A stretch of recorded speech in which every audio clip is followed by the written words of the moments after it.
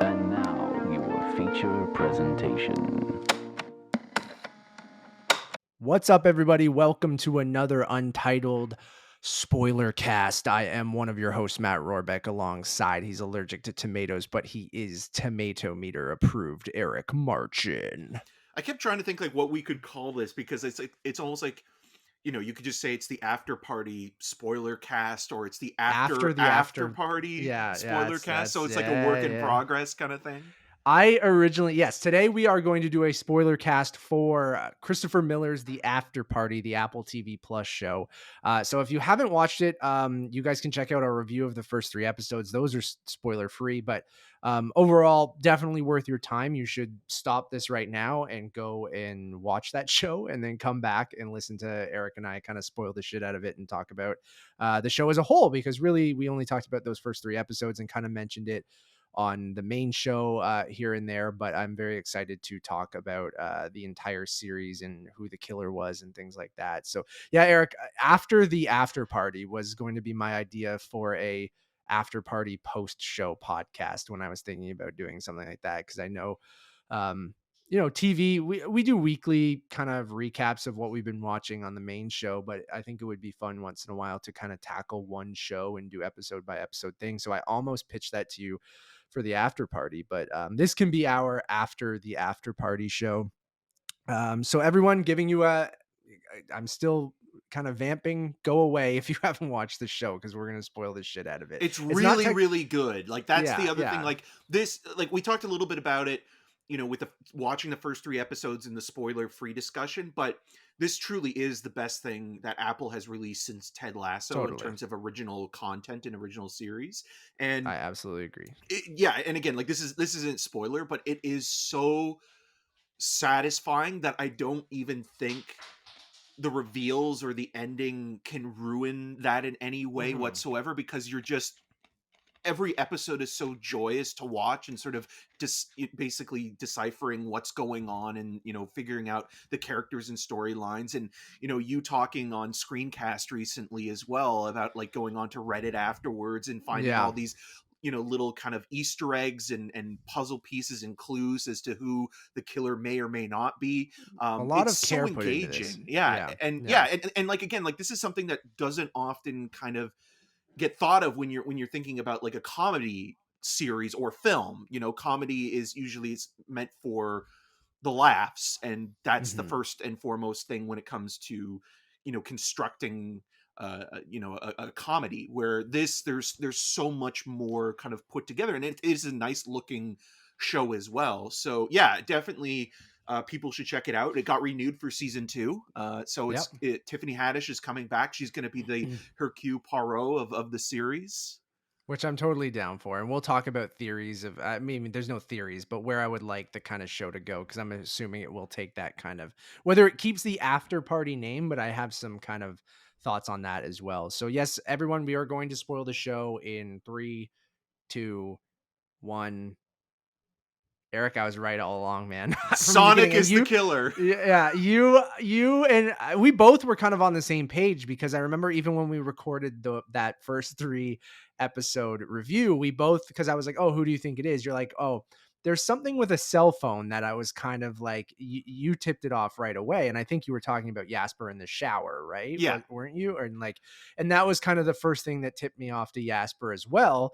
And then if you dug deeper and went on to the Reddit, like that's been the theory since those first 3 episodes dropped, was that Jasper was the killer. And even, you know, guessing it early, you know, being deep into Reddit and finding those clues and different things like that, like I never like swayed away from thinking it was Jasper. But even when, you know, Danner is going through and she gives kind of the false accusations just to kind of, you know, tip the audience off to go, oh, is it Walt? Is it, you know, is it Anik or, you know, Ike Barinholtz, Brett? I think that was kind of fun to lead into the Jasper thing. But then even when Jasper is revealed as the killer, it was still incredibly satisfying, because I feel like it wasn't one of those things where I'm like, it was so easy. It was so obvious it was Jasper from day one, even though like that was my theory all along.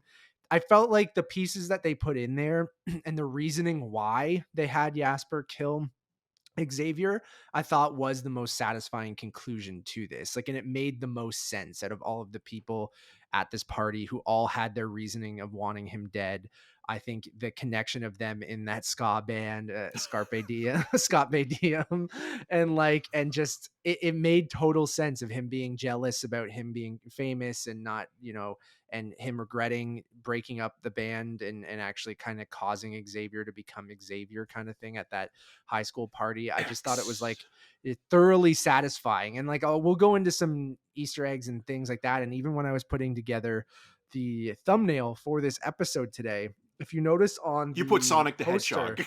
yeah, I didn't put Jasper as the thumbnail because I didn't want to do that. I just put that the check mark that the question mark that they're all in their faces. If you look, Jasper's doing this, and I'm like, ooh, X marks the spot. I love that. Like Jasper's pointing like both ways with his arms crossed. Well, he might also be a big DMX fan. We don't know. That's also true, but I just think that like clever things like that, like it was staring you in the face all along, and the double cell phone thing people found, and him entering from the opposite side people saw, and like, so it kind of all added up to Jasper. But I felt like it was one of those things where I'm like, I wish I it wasn't one of those things where I'm like, I wish you guys outsmarted me. It was like, oh, you know what? I think for casual viewers of the show that maybe aren't thinking about every little thing or analyzing every little thing, and they're just watching the show and letting it kind of like take them over, they're not thinking too hard about it. I think Jasper will be a good reveal because Ben Schwartz is so likable and the character was really likable, the musical episode and things like that. So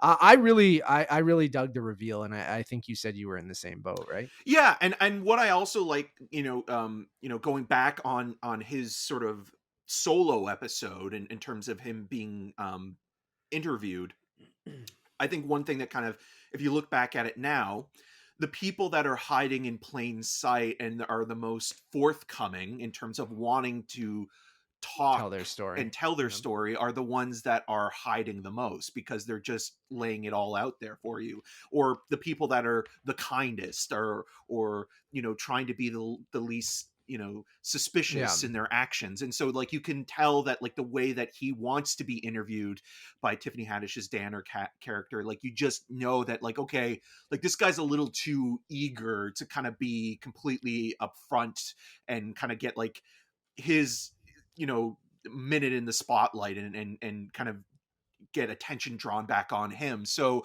looking on that, like it's interesting. And then again, like it's just fascinating to see how that kind of shift in the last episode goes from comedic but also plays in a kind of melancholy and almost depressing kind of way when the sun comes up and it's the next day and everybody's kind of leaving, because you see the way that everybody after, and I think that the high school episode is the one where all the cards are basically laid out and saying like, what we did at this one party was at Xavier's party was Walt's party. See, I'm even forgetting St. Patrick's Day.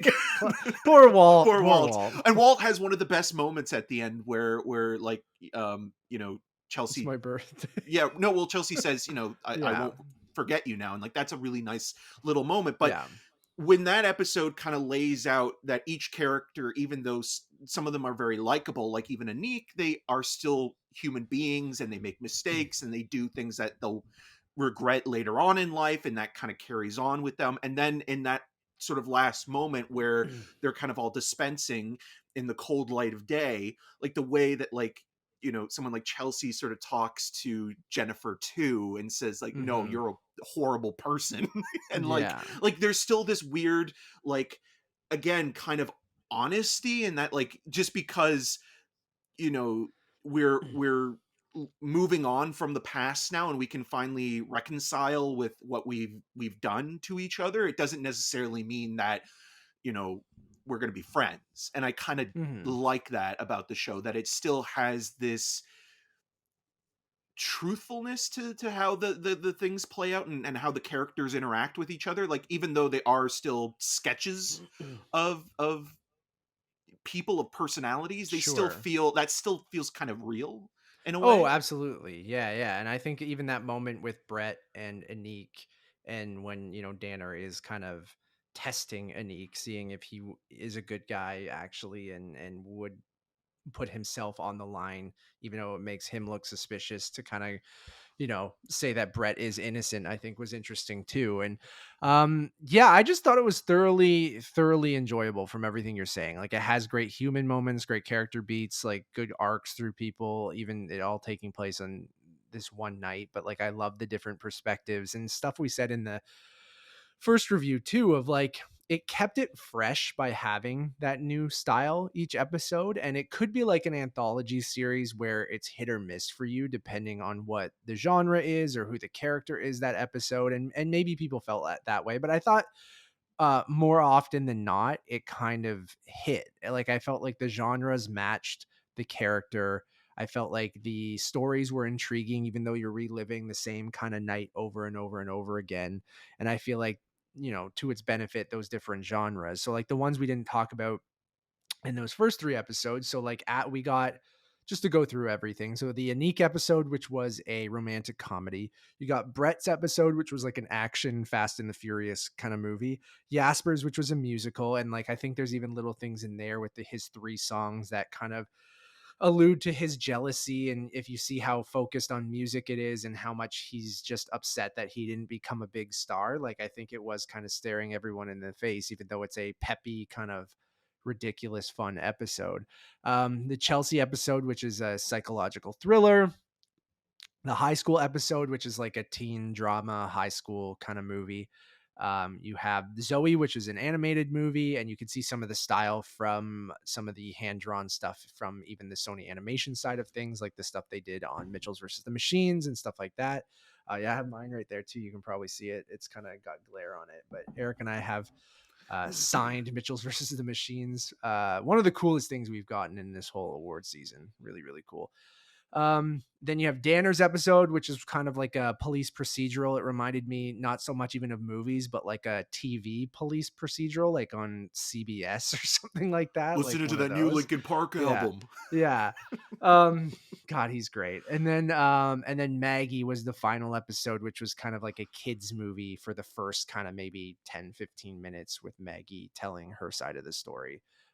Before it just kind of turns into your classic, like everyone in one room and the detective kind of accuses a couple people and then ultimately solves the crime. So I thought it was a good mix of kind of genres, and I just felt it, like you said, it was consistently funny, but then more than that, it just had really good kind of character moments, and it built on each episode of who the focus was, and I thought that was really cool.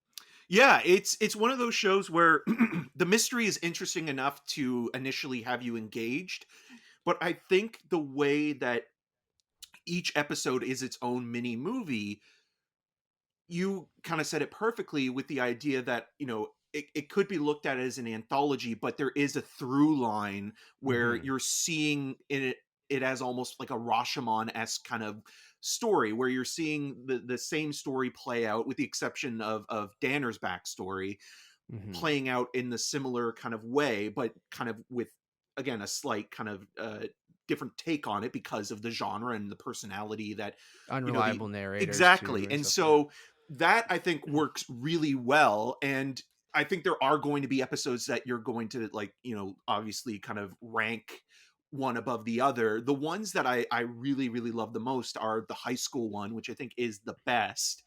But then I really, and I'm surprised that I'm saying this, because I mean, like, again, Miller has the background in animation, but that animated episode is so well done, and it's Yeah. such a soulful and Yep.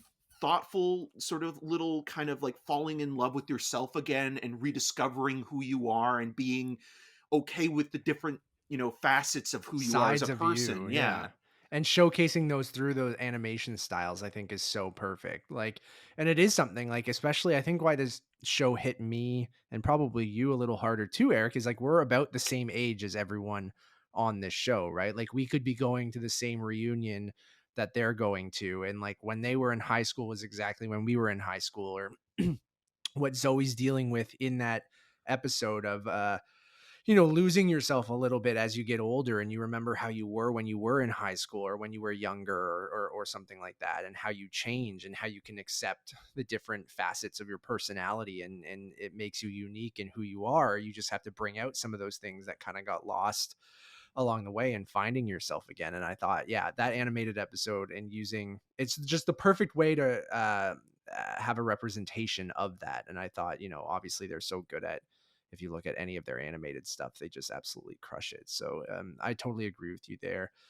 Yeah, I think none of them there's not one where I'm like, that episode didn't really work. Like I probably could have done without the Danner episode. Like, I don't know if I get why you do it, because she is, the detective that you're going to bring back in next seasons, and she's the one solving the case, and you kind of have to understand, why she wants to solve this so badly before that ringer comes in. Reid Scott's character, yeah. I mean, he is one of those guys that is usually the best thing in most productions that he's in. He was kind of a breakout in the Veep series, but also like he's one of the better things, if you want to like say there is something good in the Venom movies. He's like, as the fiance, the Dr. Dan character. But he is such an asshole in this. And I think that that's interesting as well. Like, again, it's looking at sort of the sexism and sort of, again, the systematic racism of sort of like the status of police work. And so like part of it is to kind of show you like how, Danner kind of rise through the ranks, even going through a lot of this crap. But at the same time, it's almost like in Fargo, when you have the scene where Frances McDormand's character goes and meets Stephen Park, the friend that she had in high school. And when she's talking to him and then later on finds out that everything he said was a lie because she is talking to somebody else on the phone, she then goes and follows up with the William H. Macy character because of that. And that's why that sort of life lesson, that experience, I think is important to have there. Totally. So I think that, and plus also having, what's his name? Jimmy, Tatro. Tatro in there, as the mustache kind of so funny knob cop, who's probably also now a detective because he just failed upwards. He's always fun to see when and he it's shows not up a bad stuff. episode, don't get me wrong. It just felt like a little bit of a weird detour on the second last episode when it's so focused on who the killer was in this story. Like, I don't know if I like the stuff that's in there. I just didn't feel like I guess you don't always have to drive the plot forward, and you get a little bit of that at the end of that episode. It's almost like the reverse version of like with the Book of Boba Fett, where like the last couple of episodes are the Mandalorian, and it kind of just reminds you that, I would rather probably want to watch the Mandalorian instead of the Book of Boba Fett, where this is like, okay, we have to give you something on this character, because obviously now, since they've announced that season 2 is happening and Haddish is coming back, it's like, okay, we have to kind of get an idea of her backstory and her character. And obviously there's no, great mustache origin story in this one. I actually really liked Tiffany Haddish in this. I thought she grew good. On me. Yeah, I think she was my least favorite part of the show originally, but then as it went on, and I think that episode, even though I said like I probably could have done without it, I think, giving her a spotlight in that, and I think she's really great in that episode.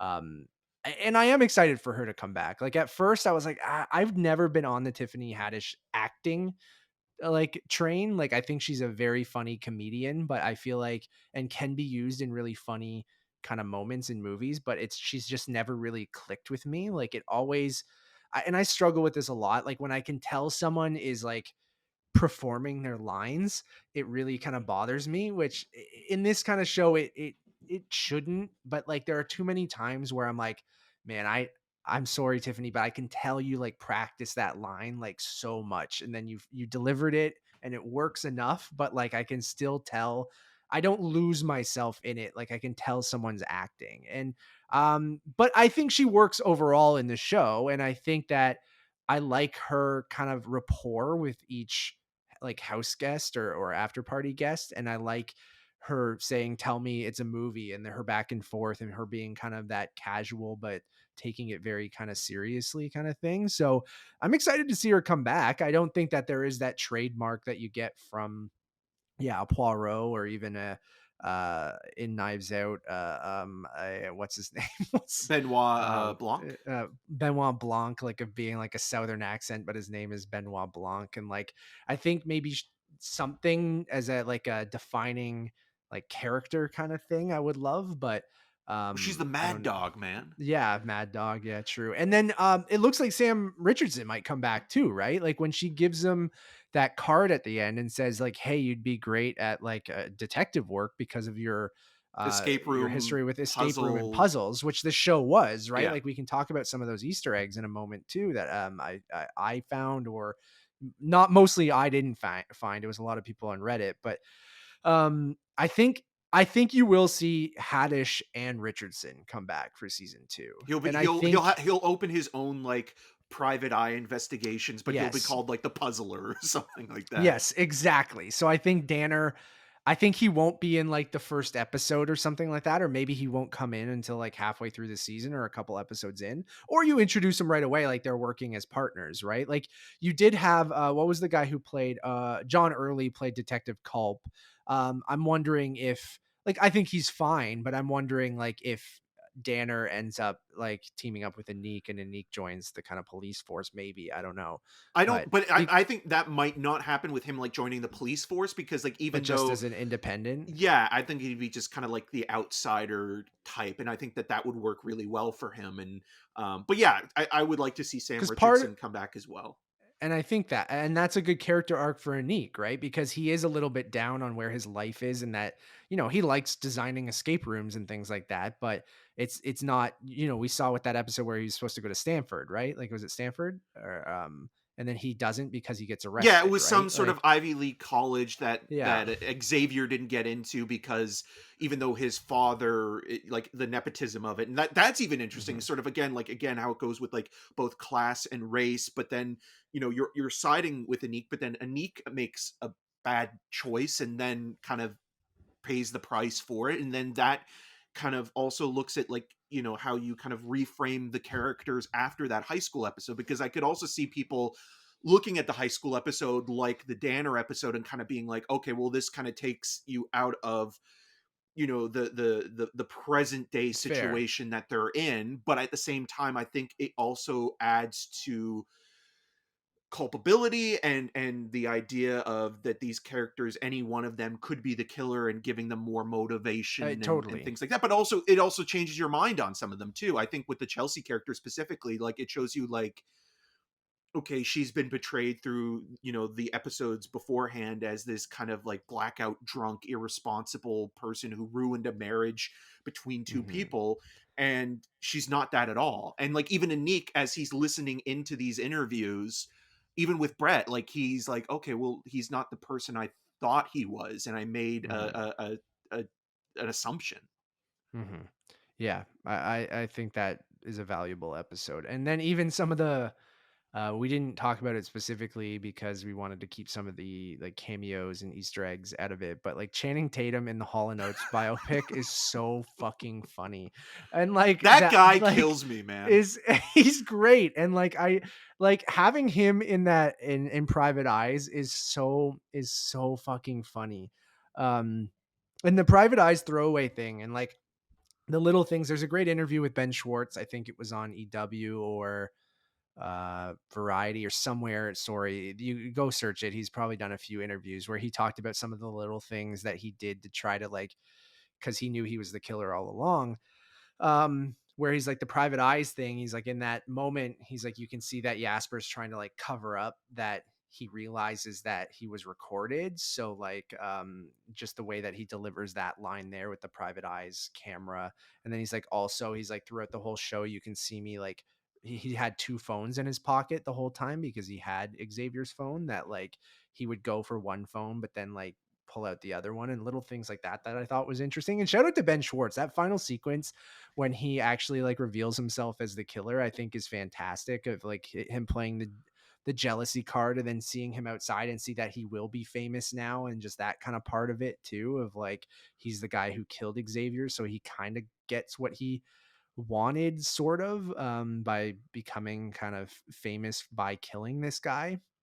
I think he just did a bang up job. And then Will Forte as well in Hungry Hungry Hippos, which I think is also fucking hilarious. Well, it's a Miller 'Cause, like, production, right? Because he's in most of yeah, their totally. stuff, right? Like he Yeah, played, he and was the same voice with of Abe Tatum Lincoln too. in Clone High. So So I think that whole thing, like, and even the like joke of a adaptation of Hungry Hungry Hippos as a movie, like a board game adaptation, is so funny because it reminds me of the Jenga idea that I wanted to like do is all the like time, Die and just Hard.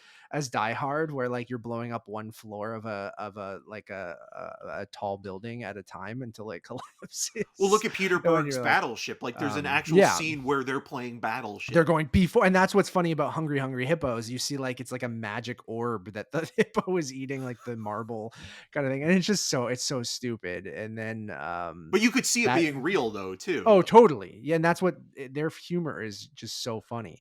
Um, so before we go, I want to talk about a couple things. So the Easter eggs on Reddit and stuff. So if anyone wasn't following along with the Reddit, which I think I'm of two minds. Like, either you go there and like people had amazing theories and found all these clues, and it kind of does not spoil things, but you go, okay, there is a lot of evidence piling up against Jasper, or there is this because all these people are noticing every little detail that Danner ultimately says at the end. Where if you just watched it week to week and didn't think too much about it, you might be caught off guard. But then all the little things that they added, I thought were really interesting. I talked a bit about it on the screencast episode I did over on Kind of Funny, but there was like each episode had some sort of puzzle or clue in it that would say not someone. So one said not Mad Dog, one said not skier, one said not something else.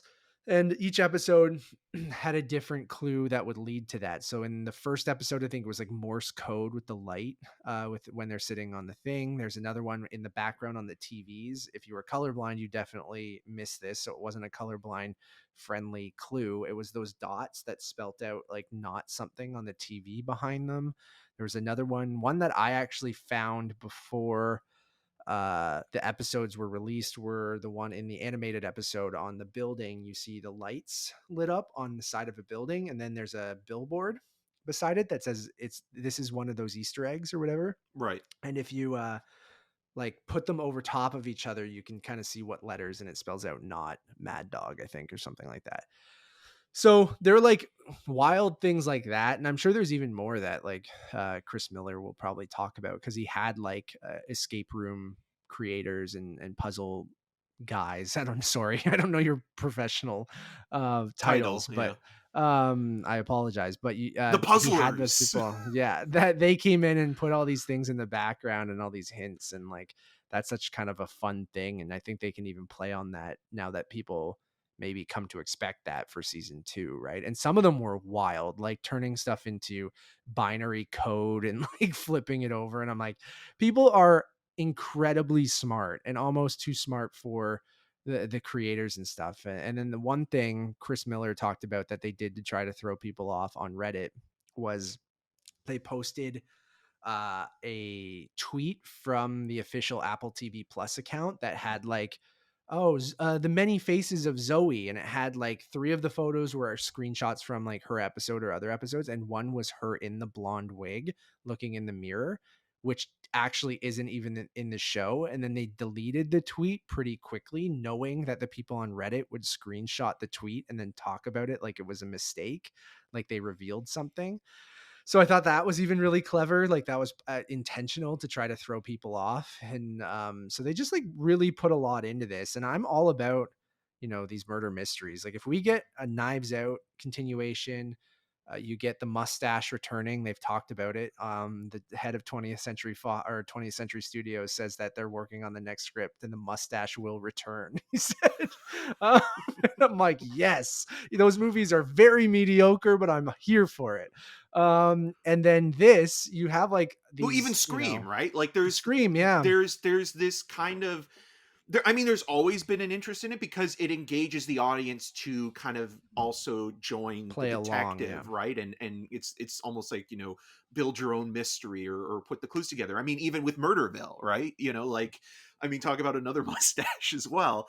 So it will be interesting to see what they do moving forward, because this was originally going to be a film, but I actually think like a lot unlike a lot of extended, 8 to 9 episode miniseries or limited series that could have been a 2-hour film, I think this actually is beneficial to the long form narrative and giving you more time to really question things and also kind of put your own thought process into who the killer could be, and again, like, I think that makes it a lot more fun. So like, I think it Oh, totally. justifies being the number of episodes it is, instead of being an hour and a half, 2-hour movie where there are some things, like even like Pam and Tommy, which could have been 5 episodes and probably would have gotten the point across, Or maybe and even a movie, right? exactly. And that's the Yeah. thing where, like, with the After Party, it's like, okay, this actually works really well as a series, and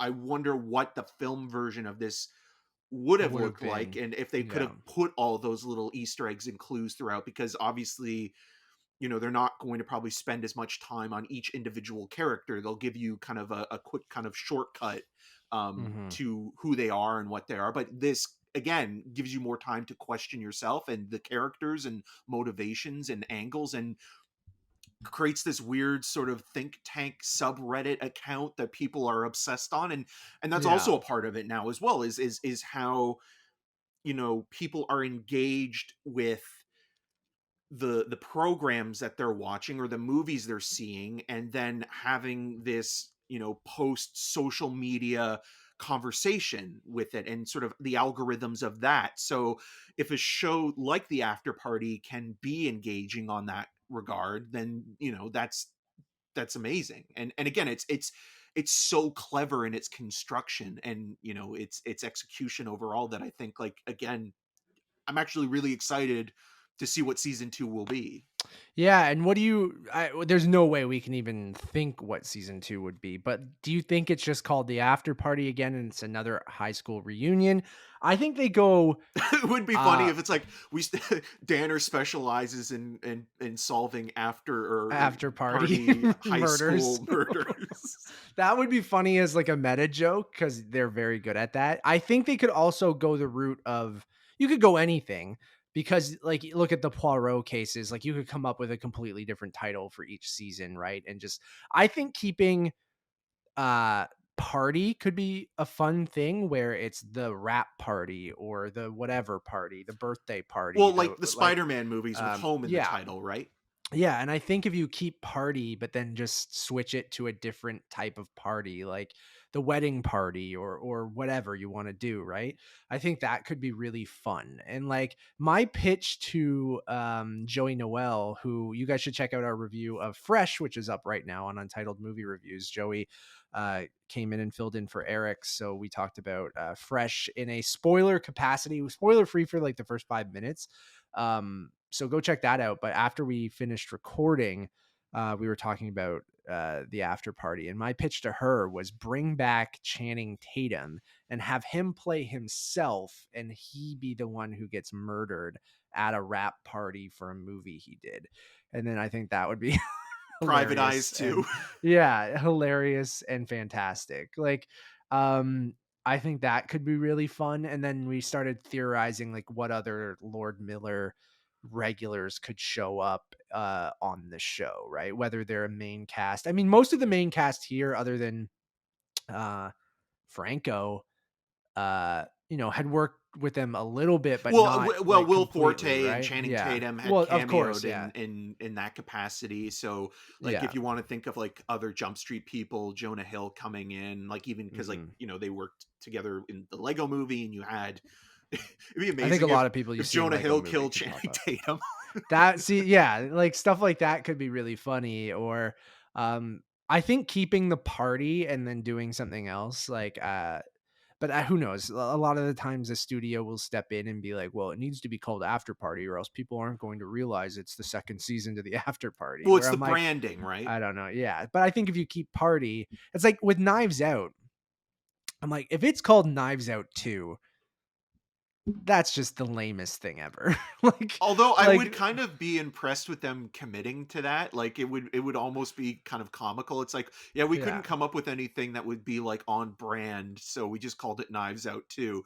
But then again, like with the After Party, if they keep changing the title, there's the other show that I haven't watched that I've heard is pretty good called Search Party. So they hmm might That's true. want to avoid confusing those two. And that is hmm a darkly comedic show as well. Heard it's good, So yeah, yeah. but I haven't watched any of it. So that do you have any other than I guess hoping Richardson comes back? Like I guess there's no way we can really know, but I mean, it would be definitely meta or on the nose, but it would be amazing if they got like someone like Tobin Bell to play a sure, character on one of the seasons. Just you sure. have to. Yeah, I would love that. I would love nothing more, but yeah, I think Richardson and Haddish will be the only two that you see.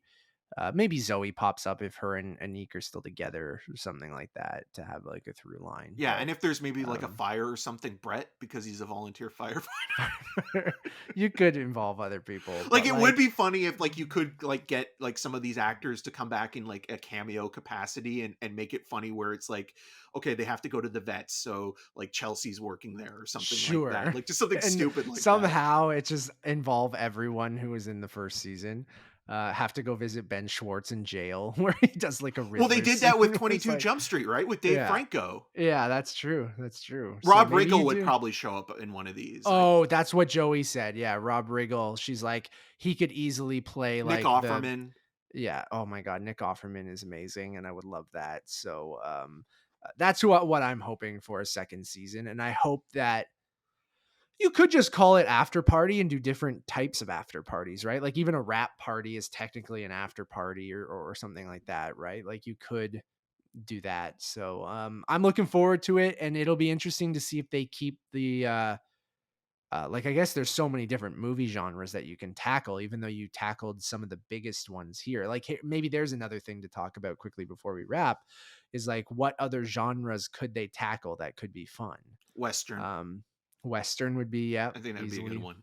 Like a and modern you day Western as well, a like noir, I guess, which you yeah. got a little bit about with Indigo, right? Like, well, hers was more like that. Yeah, it was kind of like a black and white noir, but it was just like a Well, minute it long, was right? almost kind of mocking like art house movies though as Oh, well, that's right? true too. Yeah. Yeah. Which I like that So character. Like every time they kind of cut to her and her reactions she when was just chilling, man. when Like she's she's holding a just martini, she's just like, ooh. she wasn't really involved in anything. I feel like she was just kind of chilling. No one ever accused her of anything, and she was just kind of like there, which I think is funny. Or like when she Um, does have interactions with people, they're usually like, I'm trying to find a way to get out of this conversation. yeah, yeah. And then the other thing, do you think Maggie's name was Maggie as Maggie a Simpson. reference, yeah, to Who Shot Mr. Burns? You know what? I wouldn't be surprised, especially because you had mentioned this before when we were talking about it. You know, when we weren't recording and thinking about it, like it does kind of make sense just with from the kids' perspective. But I gotta say as well, with those like 10-15 minutes worth of flashback scenes from her perspective, that could have been so obnoxious, and they find the right amount of whimsical childhood kind of imagination to go along with the creative sound design of that sequence, or even having Walt as a Muppet walking Oh by yeah, in that one shot, yeah, it's which is really amazing, good. and it doesn't overstay its welcome, and you actually really like Maggie, and I really love the way that Haddish talks to her as Yeah, well, and I think that's again, like it would also be very interesting to see if like they keep every assignment that Haddish is given is basically an after party, which could be almost like an actor or a filmmaker doing one thing really really well, and then all they can get yeah, afterwards is this that's one funny. version of it that I they could, can't I could, get out of. I could see them making a joke about that too, right? Where it'd Yeah, be like, "Yo, Danner, you solved that after party thing, right? Like, yeah. we got another one." And I'm assuming they'll all be kind of in the LA area unless they travel around. But, um, And then shout out to John LaJoie, who did the music for the musical episode, who's in, if you guys don't know him, you guys would remember viral videos from a long time ago in the early days of YouTube, like show me your genitals, like, and other things like that. He was also on Which, The League, the FX series. yes, I forgot about that. He that was kind of a bigger thing he did when he started doing some acting. And then he's in Last One Laughing Canada, which is on Prime Video right now. So he helped out with the music for the Jasper episode. So that is fantastic. And then also the EP that they put out for Xavier in character called R.I.P. Xavier is really, really funny too. So go check that out. I've been listening to that a lot. Like I'm a Live Forever is really fun. Duet is really, really fun. things that he likes to duet. And those are the like, moments I thought were amazing as well from Dave Franco when he's recording. God, he's the best. When dude. he's just like, and he's terrible. Like he's just the worst. And like Dave Franco is so fucking awesome, and I love that. And guy. he's also an executive producer on Pam and Tommy, so like connecting all these things together. Yeah, so it's just he's great, dude. Yeah, he like the way that it buys into his bullshit is incredible. Like just like even in the one moment where he's having the confrontation with Brett in the washroom, and they're having like the pee off, and then it's like he records, it's like the acoustics in washrooms. It's so good. I never watched The Rental, did I? Which he directed, right? Which is like a horror movie. It's kind of like Yeah. a meta horror slasher, which is actually not bad. It's not like I should watch it. I've heard it's not, yeah. But it has moments again kind of playing with the meta nature of what a slasher movie is. And Toby Huss plays the owner of the place that they're renting out, and he's like this racist asshole, and he has this amazing like photo framed that I couldn't stop laughing at every time they cut to it. But it is still it's still kind of it's not maybe as comical or meta as Scream, because it does play by the rules of a slasher movie, but it does have kind of like the deconstruction of it, but it's not bad. Cool. And he has a movie coming out soon called Somebody I Used to Know, a romantic like the Goche comedy. song. Yeah, probably. I don't know. Alison Brie, his wife, starring in it, and then he's directing from a screenplay he wrote with Alison Brie. Because Brie was also one of the leads in The Rental, and she was very good in that as well. And then Amazon Studios is distributing that. You got Zoe Chao is in that as well, and Amy Sedaris, Haley Joel Osment. Cool, good stuff. Yeah, I thoroughly enjoyed this. Can't wait for season 2. Anything Lord and Miller do, and I know this was mostly Chris Miller. Phil Lord did write one of the episodes, and it was a Lord Miller production. But this was obviously a passion project for Chris Miller. It's Miller time. And those guys are just the best, man. Like anyone who's listened to Eric and I for the decade or so we've been doing this, like the Jump Street movies are just two of my favorite comedies of all time. I think both Lego movies are great. Obviously Spider-Verse is incredible. I know they're producers on a lot of those things and not necessarily the directors, but I just feel like they have a great sense of blockbuster and Hollywood kind of filmmaking, and now TV shows where they can kind of make something that's a little bit more than just a popcorn movie or a whodunit. Like it has some layers to it, and with meta humor and some great characters and things like that. So I can't wait for them to direct another movie too, because like it's been quite some time.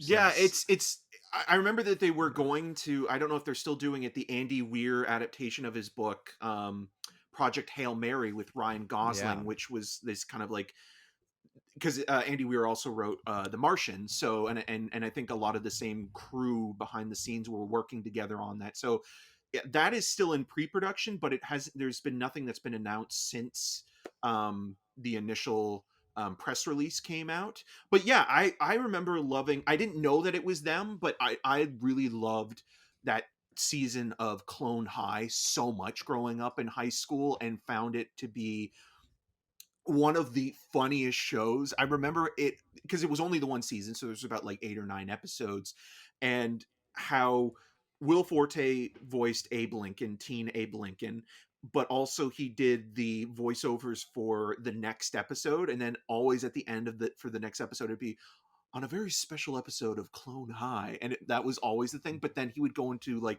weird riffs, where there was one bit where it's like, I don't want to spoil anything for you, like my friend Steve spoiled The Sixth Sense for me, and then I threatened I would kill his dog afterwards.